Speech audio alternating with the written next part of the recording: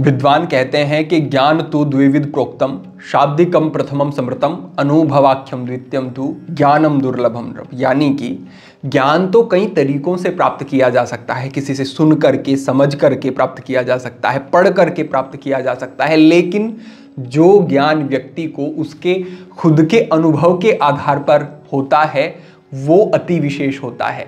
और आज के इस मार्गदर्शन में हम आपको अपने अनुभव के आधार पर ही कुछ चीजें बताने वाले हैं। यदि आपको बाल सफेद होने की समस्या है या फिर बाल झड़ने की समस्या है तो इन स्थितियों में आपको बहुत ही अच्छे लाभ इस मार्गदर्शन से देखने को मिलेंगे। आज हम 3 विभाग में अपने इस मार्गदर्शन को समझेंगे। सबसे पहला ये कि क्या लक्षण हैं जिनसे आपको सावधान होना चाहिए और सुधार करना चाहिए। दूसरे भाग में हम कुछ औषधियां, कुछ जीवन शैली के प्रयोग आपको बताएंगे। और तीसरे भाग में हम आपके साथ कुछ महत्वपूर्ण योग अभ्यास साझा करेंगे। ये जो योग अभ्यास होंगे इन्हें हर एक व्यक्ति कर सकेगा। इसमें कोई ऐसा कठिन अभ्यास नहीं होगा जो आपसे ना हो। आगे बढ़ते हैं और सबसे पहले मैं बात करना चाहूंगा अनुवांशिक कारणों के विषय में। तो निश्चित रूप से अनुवांशिक कारण प्रभावित करते हैं व्यक्ति को। अगर आपके दादाजी, अगर आपके पिताजी के बाल बहुत जल्दी सफेद होने शुरू हो गए, झड़ने शुरू हो गए, तो आपके ऊपर भी वैसे प्रभाव देखने को मिलेंगे। लेकिन आप इनको रोक सकते हैं, लंबे समय तक बालों को ठीक रख सकते हैं। अगर हम अपने अनुभव के आधार पर कहें तो हमारे दादाजी के युवा अवस्था में ही सारे ही बाल सफेद हो गए थे और उसी प्रकार के प्रभाव हमारे पिताश्री के बालों पर भी देखने को मिले। लेकिन उन्होंने योग और आयुर्वेद की मदद से जीवन शैली को बेहतर करके, आहार को बेहतर करके बालों को लंबे समय तक काला रखा। हमारे ऊपर भी वैसे प्रभाव हुए, लेकिन हमने भी कुछ चीज़ों की तरफ ध्यान दिया, योग अभ्यास से ठीक तरीके से जुड़े तो हमें इसमें बड़े अच्छे लाभ मिले। और वो जो लक्षण दिखाई देने शुरू हो गए थे उनको भी हमने रोका, समाप्त किया। दूसरी बात ये कि कुछ ऐसे लक्षण हैं जो आपको दिखाई देते हैं तो आपको सावधान हो जाना चाहिए। सबसे पहली बात ये कि अगर आपको आपके बाल बहुत बारीक होते हुए दिखाई देते हैं, सावधान हो जाना चाहिए। घने तो हैं लेकिन बहुत बारीक होने लगे हैं, कमजोर होने लगे हैं, तो भविष्य में बाल झड़ने शुरू होंगे, रूखे होने शुरू होंगे, समस्याएं आएंगी। दूसरा ये कि अगर आपकी जो हेयर लाइन है वो बहुत पीछे जानी शुरू हो गई है तो तब भी आपको सावधान हो जाना चाहिए और इन सब चीजों की तरफ ध्यान देना चाहिए। तीसरे स्थान पर अगर आप सामने से अपने एक बाल को फाड़ते हैं और वो आसानी से फट जाता है, पीछे से फाड़ते हैं आसानी से नहीं फटता और उनकी जड़ों में भी अंतर दिखाई देता है। सामने वाले बाल की जड़ कमजोर दिखाई देती है, अंदर तक नहीं, छोटी दिखाई देती है, सावधान हो जाना चाहिए। क्योंकि ये भी लड़कों में तो विशेष रूप से बहुत अधिक कारण बनता है, बाल सामने से जाने शुरू हो जाते हैं। और अगर आपके बाल बहुत अधिक झड़ने शुरू हो गए हैं, यानी कि 100 बाल लगभग रोज के झड़ते हैं, सामान्य है। लेकिन अगर आपको नहाते हैं तो बहुत सारे बाल गिर जा रहे हैं, सोते हैं तो तकिए पर बाल दिखाई देते हैं, इस प्रकार से ही दिन भर में भी आपके हाथ में बाल आ जाते हैं, अगर ऐसी स्थिति है तो आपको सावधान हो जाना चाहिए। साथ ही साथ अगर आपका आहार ठीक नहीं है, आप जंक फूड, फास्ट फूड, तली भुनी चीजें ज्यादा खाते हैं, फलों का, सब्जियों का प्रयोग कम करते हैं, आप सात्विकता नहीं है आहार में, सावधान हो जाना चाहिए। क्योंकि पोषण ठीक अगर बालों को नहीं मिला तो आप कुछ भी कर लें, बालों को अच्छा नहीं रख सकते हैं आप। आहार आपका अच्छा होना चाहिए और आपका पाचन अच्छा होना चाहिए। अगर आपको गैस की और एसिडिटी की समस्या बनती है तो आपके बालों पर इसका भी प्रभाव पड़ता है। वात और पित्त के कारण बहुत अधिक बालों का नुकसान होता है, तो आपका पाचन ठीक हो ये भी अनिवार्य हो जाता है। यहाँ पर इन चीजों का अगर आप ध्यान रखते हैं और इन लक्षणों को देखते हैं, इन चीजों में सुधार करते हैं, सावधान रहते हैं, तो आप अपने बालों को अच्छा रख सकते हैं और देरी ना करें। अगर आपको थोड़े इस प्रकार के लक्षण दिखाई देते हैं तो सावधान रहें और उनके ऊपर कार्य करें। क्या कार्य करना है अब समझें।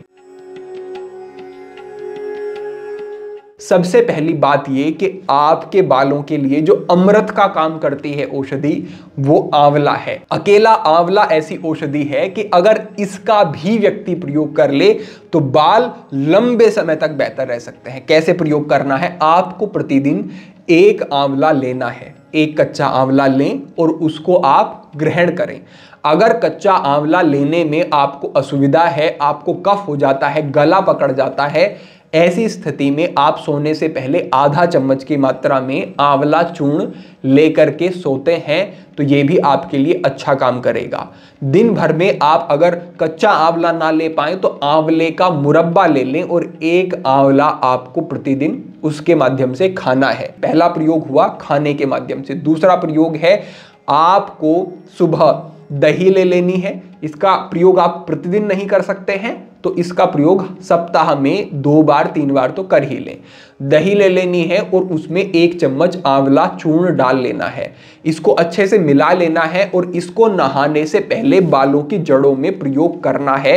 लगभग 10-15 मिनट तक इसको छोड़ देना है और उसके बाद आपको स्नान कर लेना है। स्नान करने में जो शैम्पू प्रयोग करते हैं वो या तो अच्छा कोई आयुर्वेदिक शैम्पू आप प्रयोग करें या फिर आप मुल्तानी मिट्टी में नींबू डाल करके भी उससे बालों को साफ कर सकते हैं। ये जो आप दही का प्रयोग करेंगे, आंवला का प्रयोग करेंगे, ये बहुत ही उपयोगी है। आपके बालों की जड़ों में जो रूखापन आना शुरू हो जाता है, जो नुकसान पहुंचने शुरू हो जाते हैं जड़ों को, उनको ये नरिश करता है, उनको ये बेहतर करता है और आपके बालों में एक तरावट, एक चिकनाहट भी आना शुरू हो जाता है, रूखापन समाप्त होता है। बड़े अच्छे लाभ देखने को मिलेंगे आपको। और अगर आप तेल का प्रयोग करना चाहें तो आप 100 ml की मात्रा में नारियल का तेल लें, उसमें 1 चम्मच आंवला चूर्ण, 1 चम्मच भृंगराज का चूर्ण डाल दें और उसको उबलने दें। जब उससे आपको लगे कि तत्व निकल चुके हैं आंवले से, भृंगराज से, फिर उसको ठंडा होने दें, छान लें, कांच की बोतल में भर करके रख लें और इसका प्रयोग आपको जड़ों में करना है बालों की। देखिए जितना ज्यादा अच्छा सर्कुलेशन आपकी बालों की जड़ों तक हो जाएगा ब्लड का, उतने अच्छे आपके बाल हो जाएंगे। और इसका सबसे अच्छा तरीका है कि आप अच्छे से मालिश करते हैं बालों में तेल की। तो ये आप अगर करते हैं, मालिश अच्छे से करते हैं तो बड़े अच्छे लाभ आपको मिलेंगे। अब जो अभ्यास मैं आपके साथ साझा कर रहा हूं, इन अभ्यासों में आपको जाकर के रुकना है। जब आप रुकेंगे तभी वो ब्लड का सर्कुलेशन सर की तरफ बढ़ सकेगा। अगर आप जाते हैं फट से वापस आते हैं तो आपको ये लाभ नहीं मिल सकते हैं। तो ठहरना अनिवार्य है। कितना रुकें? 1 मिनट 2 मिनट से शुरू करें और कम से कम 3 मिनट 4 मिनट 5 मिनट तक का ये अभ्यास आपका रहता है तो आपको बड़े अच्छे लाभ मिलेंगे। पहला अभ्यास है शशांक आसन का अभ्यास। इसमें आपको इस तरीके से वज्रासन की स्थिति में आ जाना है। पैरों के अंगूठों को मिला करके रखना है, एड़ियों के बीच में थोड़ा अंतर रखना है, हाथों को ऊपर उठाना है, सांस को भरना है, सांस को छोड़ते हुए कमर को तानते हुए खींचते हुए इस प्रकार की स्थिति में जाना है और अपने फोरहेड को आपको मैट के ऊपर रख देना है। यहाँ पर आकर के आपको रुकना है। इतना अभ्यास करने से भी आप अनुभव करेंगे कि ब्लड का सर्कुलेशन जो है वो आपको अनुभव होगा स्वयं से। तो इस स्थिति में आकर के आपको रुकना है। सामान्य सांस चलेगा, सांस को रोकना नहीं है, बढ़ाना घटाना नहीं है, सामान्य श्वसन चलने दें। लगभग आप 2 मिनट तक 3 मिनट तक इस अभ्यास में रुके। इसके बाद जो आगामी अभ्यास है आपका वो है नमन प्रणाम आसन का अभ्यास। किस तरीके से करना है ये भी आप देख लें। इस तरीके की स्थिति में आपको आ जाना है। यहाँ आने के बाद आपको इस तरीके से अपने माथे को रखना है। शशांक आसन की स्थिति में आप पीछे इस तरीके से बैठे हुए थे, यहाँ पर आपको इस तरीके से माथे को रखना है। अपने हाथों को यहाँ से हटाना है और अपनी पिंडलियों के ऊपर इस तरीके से हाथों को रख लेना है। इस नमन प्रणाम आसन की स्थिति में भी आपको रुकना है और देखें आप कितना सहज है, कोई कठिनाई नहीं, आराम से आप इस स्थिति में रुक सकेंगे। यहाँ पर आकर के भी सामान्य आपकी सांस चलती रहनी चाहिए, सांस को रोकना नहीं है। ये आपका दूसरा अभ्यास हुआ नमन प्रणाम आसन का अभ्यास। अब आगे बढ़ते हुए इस अभ्यास से यहीं से आपको पर्वत आसन की स्थिति में जाना है। देखिए पर्वत आसन 2 तरीके से आपको प्रभावित करेगा। एक तो ये है कि आपके सर की तरफ ब्लड का सर्कुलेशन तो निश्चित रूप से बढ़ेगा, दूसरा आपकी स्पाइन को ये खींचता है, आपके कंधों के ऊपर, आपकी गर्दन के ऊपर इसका अच्छा प्रभाव पड़ता है। पूरा एक खिंचाव आपको अनुभव होगा जिससे कि जो आपकी रक्त वाहिकाएं हैं वो भी खिंचती हैं, वो भी खुलती हैं और जितनी आपकी जो रक्त वाहिकाएं हैं खुलेंगी उनमें रक्त का प्रवाह उतना ही अच्छा होगा, ब्लड सर्कुलेशन इंप्रूव होना शुरू हो जाएगा, बहुत अच्छे लाभ आपको मिलेंगे। तो किस तरीके से करना है देखें। इस तरीके की स्थिति में आ जाना है और यहीं से आपको यहाँ पर जाना है और पर्वतासन की स्थिति में आपको आ जाना है। शुरुआती समय में अगर नहीं होता है ठीक से, इस तरीके से आप आगे रहते हैं, आपकी एड़ियाँ उठी रहती हैं, तो आप देखिए सामान्य इसको समझे, धीरे धीरे इम्प्रूव होगा अभ्यास, धीरे धीरे आपकी एड़ियाँ पीछे जाएंगी, धीरे धीरे आपके कंधे जितने खुलेंगे आप उतना ही फोरहेड को मैट के नज़दीक ले जा सकेंगे और ये स्थिति बनेगी। शुरुआत में जितना हो उतना आपको करना है और अभ्यास में 3 मिनट रुकना है। जब आप अभ्यास में रुकते हैं तो सामान्य सा दिखने वाला अभ्यास भी आपको कुछ कठिन लग सकता है, चुनौतीपूर्ण लग सकता है, लेकिन बात विशेष यही है कि आपको रुकना है। अगर आप शुरुआत में 1 मिनट 1.5 मिनट तक ही कर पाते हैं, ठीक है, धीरे धीरे बढ़ाएं। इस पर्वतासन के अभ्यास से भी ये सर्कुलेशन बढ़ना शुरू होगा, आपको अच्छे लाभ मिलेंगे। अब जो अंतिम आगामी अभ्यास हमारा है, ये है पादहस्तासन का अभ्यास। इस अभ्यास की सुंदरता ये है कि इस अभ्यास में जाकर के अगर आप अपने बालों की मालिश करते हैं तो ये बहुत ही उपयोगी आपके लिए रहेगा। किस तरीके से करना है समझें। इस तरीके की स्थिति में आपको आ जाना है और यहाँ से इस प्रकार से आपको आना है। हमने जो काम मालिश कर सकते हैं, तो इस स्थिति में आकर के आप अपने बालों को धीरे धीरे धीरे धीरे मालिश करना शुरू करते हैं। तेल पहले लगा लें और फिर मालिश करना शुरू करें।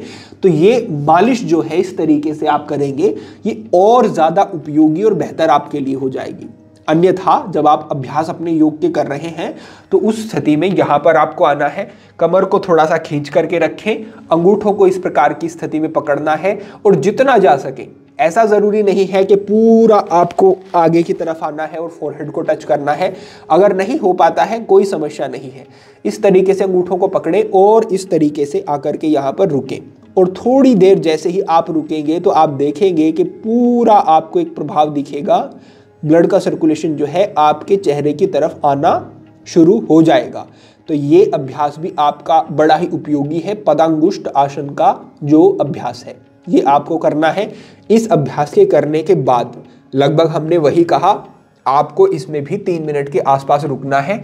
फिर से आप एक बार शशांक आसन का अभ्यास कर सकते हैं और इतने अभ्यास करने के बाद आप सामान्य स्थिति में आ जाएं और अपने आगामी 2 अभ्यासों को और आपको करना है, जो है प्राणायाम के अभ्यास।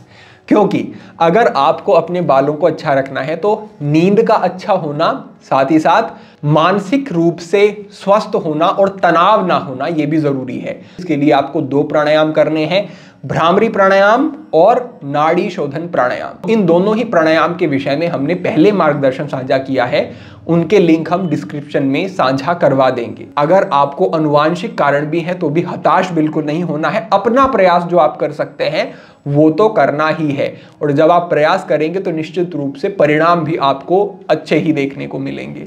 तो अपेक्षा है कि आज का ये मार्गदर्शन आपको ठीक से समझ आया होगा और आप इसका प्रयोग करते हैं तो लाभ तो आपको निश्चित रूप से प्राप्त होंगे ही। भविष्य में अन्य महत्वपूर्ण विषयों पर मार्गदर्शन होता रहेगा। सभी के लिए प्रार्थना, सभी के लिए मंगल कामना। आज के लिए इतना ही। ओम नमः शिवाय।